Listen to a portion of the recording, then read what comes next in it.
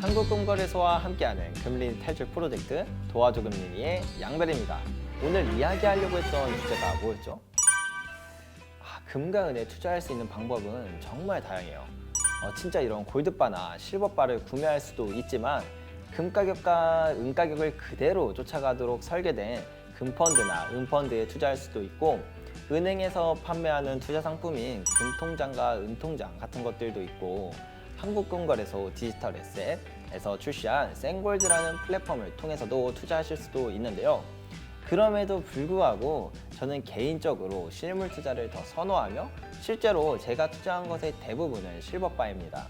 그 이유는 실물만이 갖고 있는 특별한 이점들이 있기 때문인데요.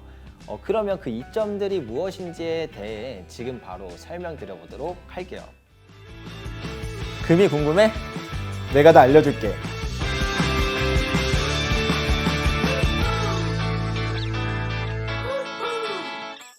금과 은 투자에 대해 좀 알고 계신 분들은 다들 이렇게 생각하실 거예요. 실물 투자하면 부가세 10%나 내야 하는데 손해가 이만저만이 아니라 무조건 손해야. 맞아요. 부가세는 정말 뼈 아프게 다가오는 것은 사실이죠.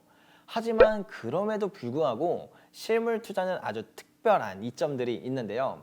그런 것들에 대해 설명드리면, 먼저 첫 번째, 오히려 부가세 10%는 싼 거다.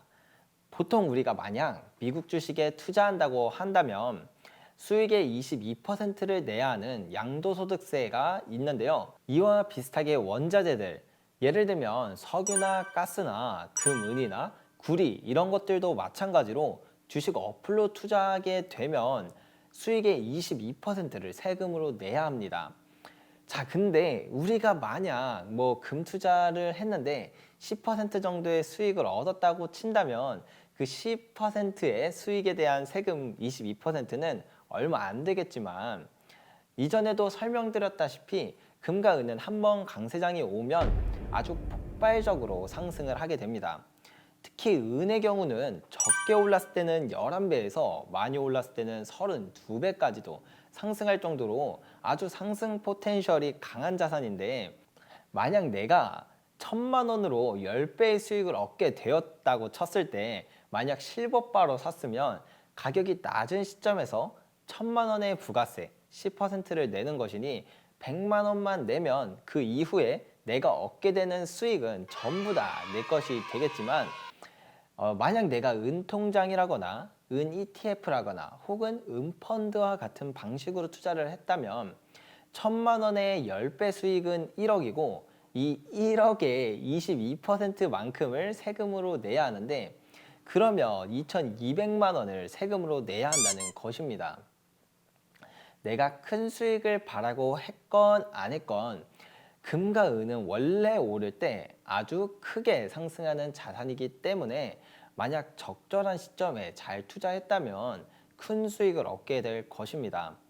그래서 부가세 10%로 100만 원을 내면 끝일 것을 나중에 2,200만 원을 내야 하는 상황이 될 수 있다는 것이죠. 즉, 내가 만약 단기 투자를 하려는 것이 목적이었다면 실물 투자가 비효율적인 것이 맞으나, 장기 투자를 할 것이라면 실물 투자가 훨씬 더 효율적이라는 것을 알 수 있습니다. 그리고 사실 해외에 상장된 금은 투자 상품이 아니라 우리나라의 금은 ETF와 금통장, 은통장은 22%의 양도소득세가 아닌 15.4%의 배당소득세를 내는데요. 사실 말만 다른 것이지 이것도 수익의 15.4%를 세금으로 내야 하는 것입니다. 근데 겉보기에는 양도소득세 22%보다 세금을 조금 덜 내는 것처럼 보이기 때문에 우리나라에 상장된 그런 투자 상품들이 더 좋아 보일 수도 있으실 텐데요. 이것은 이것대로 또 여러 가지 문제가 있어서 이 부분은 나중에 따로 다시 이야기 드릴 수 있는 기회가 온다면 이야기 드리도록 하겠습니다. 어쨌든 결론은 금과 은은 상승이 매우 크기 때문에 가격이 낮을 때 부가세 10%를 내는 것보다 나중에 가격이 크게 올라서 내가 얻는 수익에 대한 세금을 내는 것이 훨씬 더 비효율적일 수 있기에 실물 투자가 아주 매력적인 이유라는 것이죠. 그러면 부가세도 안 내고 양도소득세도 없는 이런 걸로 투자하면 개꿀 아니야? 네, 맞습니다. 개꿀이긴 하죠. 그래서 분명 아무런 세금을 내지 않아도 되는 투자 방법들도 저는 충분히 좋다고 생각합니다.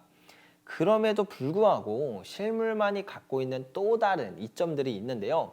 그것에 대해서 이어서 설명드리면, 이제 두 번째, 실물만이 어떠한 리스크도 없다.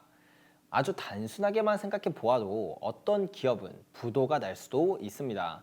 심지어는 국가도 부도가 나는 경우도 있는데요. 그러면 기업이나 국가에 예치되어 있는 나의 금은 과연 안전할까요?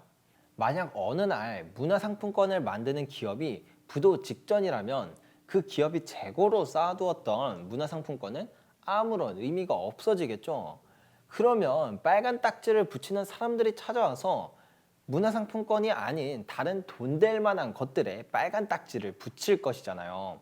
마찬가지로 가끔 국가에도 이러한 위기들이 찾아오곤 합니다. 우리나라도 1997년 IMF가 찾아왔던 것처럼요. 그러면 우리나라 정부는 가장 필요한 것이 달러나 혹은 어디서든 달러로 바꿀 수 있는 것들을 가장 필요로 합니다. 그게 바로 금이죠. 그래서 저런 위기가 국가에 찾아오면 수많은 국가들은 은행이나 기관들에 보관되어 있는 금과 달러를 고객들에게 인출해주지 않는 사례가 정말 많았습니다. 그리고 심지어 1934년 미국에서는 미국 역사상 가장 큰 경제위기였던 대공황을 극복하기 위해서 프랭클린 루즈벨트 대통령의 행정명령으로 전 국민이 금을 소유하는 것을 불법으로 정하고 걸리면 최대 징역 10년형을 주게끔 하여 국민들의 금을 갈취하려고 했던 적도 있었습니다.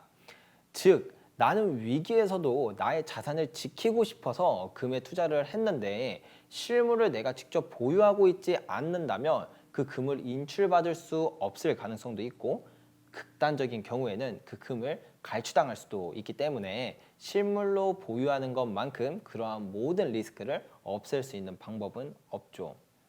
실물은 어떻게 거래되고 어디서 어디로 흘러갔는지 추적할 수 없기 때문에 사실상 나의 자산을 완벽하게 은닉할 수 있을 뿐더러 이 세상 어디에서든 그 가치를 인정받기 때문에 환금성도 매우 좋습니다. 따라서 금과 은은 실물로 보유할 때 그 어떠한 리스크가 없다는 것이죠. 그리고 마지막으로 세 번째, 급격한 가격 변동에서 프리미엄을 받는다. 제가 만약 편의점에 가서 새우깡을 하나 사고 집에 두었는데 내일이 되니 갑자기 그 편의점에서 새우깡을 50%나 할인해서 판매하고 있는 것이었습니다. 그러면 이 50% 할인한 새우깡을 사서 어제 산 새우깡과 비교해 가면 이제 좀 먹어보면 맛이 다를까요? 특별한 이상이 없는 이상 둘은 같은 양, 같은 맛일 것입니다. 금과 은도 마찬가지입니다. 오늘 골드바 한 돈을 32만 원에 구입했는데 내일 35만 원으로 올랐다고 한다면 내일 판매되고 있는 저 골드바가 더 좋은 골드바는 아니겠죠. 그저 가격만 바뀐 것 뿐일 것입니다. 그리고 5,000년 전에 있었던 금을 발견해서 잘 닦으면 사실 본연의 가치는 지금 내 손에 있는 금과 다를 바가 없습니다. 금과 은은 그냥 금과 은입니다. 딱히 큰 변화는 없습니다. 하지만 가격만 바뀔 뿐이죠. 만약 마트에 갔는데 갑자기 폭탄 세일이라면서 똑같은 물건을 싸게 판매하고 있다면 갑자기 엄청난 수요가 몰리겠죠. 금과 은도 역시나 마찬가지입니다. 갑자기 어떠한 경제 이슈로 인해 금과 은 가격이 크게 하락한다면 어제와 100% 똑같은 물건을 오늘은 훨씬 저렴한 금액에 구입할 수 있다 보니 그때 실물은 엄청난 수요가 순식간에 몰려버리기 시작합니다. 그래서 국제 금은 가격은 마이너스 30%, 마이너스 50% 하락하더라도 실물 금과 은 가격이 크게 하락하지 않는 일이 벌어지곤 합니다. 이것은 실물 프리미엄을 표시한 차트인데요. 쉽게 말해서 국제 금은 가격보다 실제로 내가 실물을 살 때 얼마나 더 비싼 가격을 주고 사야 하는지를 수치로 표현한 것이라고 생각하시면 될 것 같습니다. 보시면 아시겠지만 큰 위기가 있었던 시점에서 실물 프리미엄이 확 튀는 것을 알 수 있는데요. 2008년 글로벌 금융위기 때 은 가격은 마이너스 58% 폭락했지만 실물 은은 프리미엄이 75%나 증가하면서 사실상 거의 손실이 없었죠. 이처럼 언제 갑자기 찾아올지 모르는 큰 위기에서 실물은 가격 방어를 아주 잘 해준다는 것을 알 수 있습니다. 그리고 우리나라에서는 가격이 상승하며 많은 사람들의 관심을 받을 때는 살 때와 팔 때의 가격 차이가 줄어들면서 더 적은 거래 비용이 발생합니다.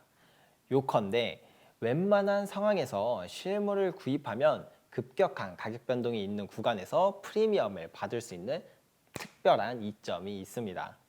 자, 오늘은 이렇게 실물만이 갖고 있는 특별한 이점 3가지를 알려드렸는데요.